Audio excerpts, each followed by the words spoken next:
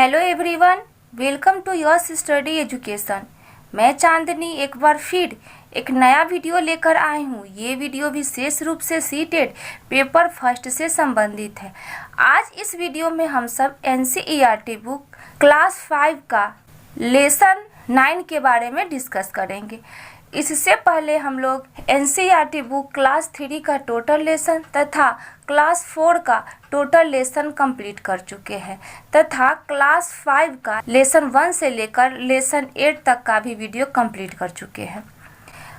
अगर आप वह वीडियो देखना चाहते हैं तो डिस्क्रिप्शन बॉक्स में उसका लिंक दिया हुआ है, वहां से आप उसे देख सकते हैं। और हाँ, अगर आपको लगे कि मेरा वीडियो आपके लिए हेल्पफुल है तो वीडियो को पूरा अंत तक देखें और जल्दी से सब्सक्राइब करें तथा बेल आइकन को प्रेस करना बिल्कुल ही न भूलें। चलिए बिना देरी किए हुए स्टार्ट करते हैं। लेसन 9 डायरी कमर सीधी ऊपर चढ़ो। इस लेसन में पहाड़ पर चढ़ने के बारे में बताया गया है। यह लेसन संगीता द्वारा लिखा गया एक डायरी से लिया गया है, जिसमें संगीता भी पहाड़ पर चढ़ना सीख रही है। कैंप में केंद्रीय विद्यालय से आई 20 टीचर थी, उनमें से एक संगीता भी थी। शुरू में तो उन्हें काफ़ी डर लगता था, लेकिन बाद में उन्हें ग्रुप 7 का लीडर बना दिया जाता है। कैंप में बहुत ज़्यादा व्यक्ति थे, जिसके कारण ग्रुप में बांटा गया था। संगीता के डायरी के एक पन्ने में बछेंद्री पाल के बारे में भी दिया गया है। उसके बाद संगीता को बेस्ट परफॉर्मेंस अवार्ड भी मिला हुआ है। ये जो लेसन है पहाड़ पर चढ़ने के बारे में दिया गया है, तो इसका सबसे पहला जो पॉइंट है वो पॉइंट है कि ग्रुप लीडर की जिम्मेदारी। तो ग्रुप लीडर की क्या क्या जिम्मेदारी होती है वो सब इस लेसन में दिया गया है। तो सबसे पहला पॉइंट है ग्रुप में बाकी लोगों का सामान उठाने में मदद करना। तो जो ग्रुप लीडर होता है वो ग्रुप में जो भी व्यक्ति बचे हुए होते हैं उसका सामान उठाने में वो मदद करता है। पूरे ग्रुप के आगे बढ़ जाने पर ही आगे बढ़ना। जब पूरा ग्रुप आगे बढ़ जाता है तो जो ग्रुप लीडर होता है वो पीछे से चलता है। जो चल ना पाए उसे हाथ पकड़कर चढ़ाना। जिसे पहाड़ों पर चढ़ने में दिक्कत होती है उसे हाथ पकड़कर ग्रुप लीडर उसे चढ़ाता है। रुकने के लिए जगह ढूंढना। अगर कोई थक जाता है या फिर रात में ठहरने के लिए कौन सा जगह सही होगा, ये सबकी जिम्मेदारी भी ग्रुप लीडर के ऊपर ही होती है। साथी के बीमार पड़ने पर उसका ध्यान रखना। जब साथी बीमार पड़ जाता है तो उसकी देखभाल करना और सही समय पे उसको सही दवा देना, इसकी भी जिम्मेदारी ग्रुप लीडर को ही होती है। सबके खाने पीने का इंतजाम करना और अंत में सबके खाने पीने का व्यवस्था जो है वो भी ग्रुप लीडर ही करता है। नेक्स्ट है रैपलिंग। पहाड़ों से नीचे उतरना रैपलिंग कहलाता है। यहाँ पे जो भी मैं पॉइंट आपको बता रही हूँ वो सारे पॉइंट बहुत ही महत्वपूर्ण है और सभी पॉइंट को आप ध्यान से देखिएगा। इसके बाद में नेक्स्ट है रॉक क्लाइंबिंग। रॉक का मतलब जानते हैं चट्टान होता है और क्लाइंब मतलब चढ़ना होता है। तो चट्टानों पर चढ़ना रॉक क्लाइंबिंग कहलाता है। इसको भी ध्यान से देख लीजिएगा कि चट्टानों पर चढ़ना क्या होता है, रॉक क्लाइंबिंग कहलाता है। इसके बाद में नेक्स्ट है कैंप फायर। तो पर्वतारोही खाना बनाने या गर्मी के लिए जब आग का प्रयोग करते हैं उसे कैंप फायर कहा जाता है। इसको भी ध्यान से देखिएगा कि जब पर्वत पर चढ़ने वाला जो भी व्यक्ति होता है वो खाना बनाने या गर्मी के लिए जब आग का प्रयोग करता है, जैसा कि यहाँ पे पता ही चल रहा है कि कैंप फायर, फायर का मतलब क्या होता है, आग होता है। तो आग का प्रयोग करते हैं उसे क्या कहा जाता है, तो कैंप फायर कहा जाता है। उसके बाद में नेक्स्ट है पर्वतारोहियों के खाने। पर्वतारोही को कौन कौन सा खाना दिया जाता है, कि उसे कौन सा दवा दिया जाता है, वही इसमें दिया गया है। तो पर्वतारोहियों को सुबह के नाश्ते में विटामिन सी और आयरन की गोलियों के साथ साथ गर्मा गर्म चॉकलेट वाला दूध भी दिया जाता है। इस पॉइंट को भी ध्यान दीजिएगा कि पर्वतारोही को सुबह के नाश्ते में क्या मिलता है, तो विटामिन सी और उसके बाद में गर्म चॉकलेट वाला दूध उसे मिलता है। ये 3 दिया हुआ है, तो ध्यान से देखिएगा, एक एक पॉइंट बहुत ही महत्वपूर्ण है।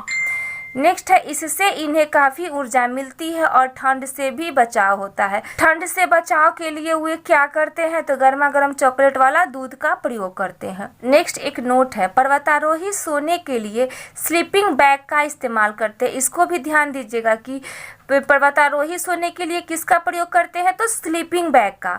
स्लीपिंग बैग की तहों में पंख भरे हुए रहते हैं जिनसे अंदर गर्मी रहती है और वे लोग ठंड से भी बच जाते हैं।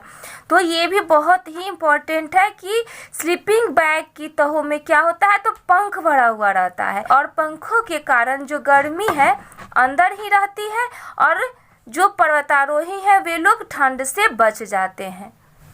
नेक्स्ट है, पहाड़ों पर चढ़ने के लिए इस्तेमाल की जाने वाली वस्तुएं। तो पहाड़ों पर चढ़ने के लिए कौन कौन सी वस्तुएं इस्तेमाल की जाती है तो खाने का डिब्बा, पानी का बोतल, रस्सी, स्लिंग। स्लिंग क्या है तो स्लिंग एक प्रकार का हुक होता है, गुड़ चना, प्लास्टिक सीट और डायरी। इसके बाद में साबुन, सीटी, ग्लूकोज, दस्ताने, कील लगे जूते, wind cheater, wind cheater jacket को कहा जाता है, पिट्ठू बैग, टॉर्च और तौलिया। ये टोटल जो 16 सामान दिया हुआ है, ये सभी सामानों को आप अपने दिमाग में रखिएगा, ध्यान में रखिएगा, ताकि एग्जाम में अगर पूछ दिया जाए कि पहाड़ों पर चढ़ने के लिए इनमें से कौन सी वस्तुएं प्रयोग की जाती, इन्हीं में से कोई 3 ऑप्शन दे दिया जाएगा और अलग से कोई एक और ऑप्शन दे दिया जाएगा और कहा जाएगा कि इनमें से गलत ऑप्शन को छांटिए, या फिर इनमें से एक सही दिया जाएगा और कोई और अलग से 3 दे दिया जाएगा। तो कहा जाएगा कि इनमें से सही को छांटिए। जो भी आपको मैं यहाँ पॉइंट बता रही हूँ सभी पॉइंट बहुत ही सीटेट के लिए महत्वपूर्ण है। नेक्स्ट है बछेंद्री पाल। बछेंद्री पाल माउंट एवरेस्ट पर चढ़ने वाली प्रथम भारतीय महिला एवं विश्व की 5वीं महिला है। बछेंद्री पाल के बारे में तो आप लोग वैसे भी जानते ही होंगे, लेकिन इस लेसन में भी बछेंद्री पाल के बारे में दिया गया था। तो बछेंद्री पाल कहाँ पे चढ़ने वाली प्रथम भारतीय महिला थी तो माउंट एवरेस्ट पर चढ़ने वाली प्रथम भारतीय महिला एवं विश्व की 5वीं महिला है। उसके बाद में नेक्स्ट है, 12 वर्ष की आयु में बछेंद्री पाल लगभग 4000 मीटर ऊंची पहाड़ की चोटी पर चढ़ गई थी। इसको भी ध्यान दीजिएगा कि कितने वर्ष की उम्र में तो 12 वर्ष की आयु में कितना मीटर ऊंचा पहाड़ की चोटी पे चढ़ी थी तो 4000 मीटर ऊंची पहाड़ की चोटी पे वो चढ़ गई थी। इसमें क्या हुआ था, बछेंद्री पाल 12 वर्ष की थी तब वो स्कूल के बच्चों के साथ पिकनिक के लिए गई थी। वहाँ अपने सहेलियों के साथ वह खेल ही खेल में लगभग 4000 मीटर ऊंची पहाड़ी की चोटी पर चढ़ गई थी। वह चढ़ तो गई लेकिन अंधेरा हो जाने के कारण वापस उतर नहीं पाई। वहाँ बहुत ज़्यादा अंधेरा था, ठंड और उसे डर भी लग रही थी। पास में कुछ नहीं मिला तो उसे पूरी रात वहीं बितानी पड़ी थी। अब नेक्स्ट पॉइंट है, बछेंद्री पाल ने पहाड़ पर चढ़ने के लिए नेहरू इंस्टीट्यूट ऑफ माउंटेनियरिंग से ट्रेनिंग ली और गाइड करने वाले का नाम था ब्रिगेडियर ज्ञान सिंह। इसको भी ध्यान दीजिएगा कि जब वो पहाड़ पर चढ़ने के लिए किस इंस्टीट्यूट से ट्रेनिंग ली थी तो नेहरू इंस्टीट्यूट ऑफ माउंटेनियरिंग से ट्रेनिंग ली थी और उनको गाइड किसने किया था तो ब्रिगेडियर ज्ञान सिंह ने। ये जो ब्रिगेडियर ज्ञान सिंह है वो संगीता अरोरा को भी वही गाइड किए थे और संगीता अरोरा को भी उन्होंने ही बेस्ट परफॉर्मेंस अवार्ड भी दिया था। अब नेक्स्ट है, बछेंद्री पाल का जन्म उत्तराखंड के उत्तरकाशी जिले के गढ़वाल के नाकुरी गांव में हुआ था। ये भी ध्यान दीजिएगा कि उनका जन्म कहाँ हुआ था, गढ़वाल के नाकुरी गांव। ये ज़्यादा इम्पोर्टेंट है।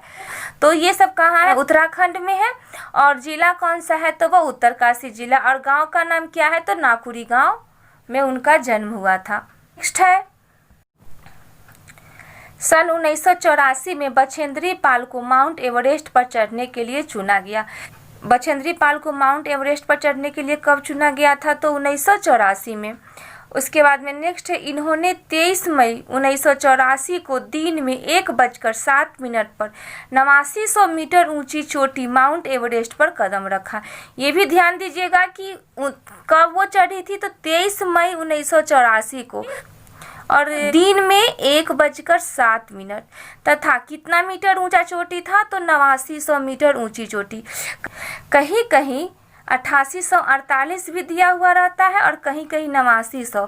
तो अगर आप के सीटेट में 8848 पूछेगा वो भी सही होगा और 8900 दिया हुआ होगा वो भी सही होगा। दोनों में से कोई एक ही आपको ऑप्शन में देगा। अगर दोनों में से कोई एक देगा तो दोनों आपका सही होगा। नेक्स्ट है, माउंट एवरेस्ट का नेपाली नाम सागर माथा है। एवरेस्ट की सबसे ऊंची चोटी नेपाल में पड़ता है और नेपाल में माउंट एवरेस्ट का नाम सागर माथा है। नेक्स्ट है, बछेंद्री पाल लगभग 43 मिनट एवरेस्ट की चोटी पर रही। ये भी ध्यान दीजिएगा, कितना मिनट वो एवरेस्ट की चोटी पर रही थी, तो 43 मिनट।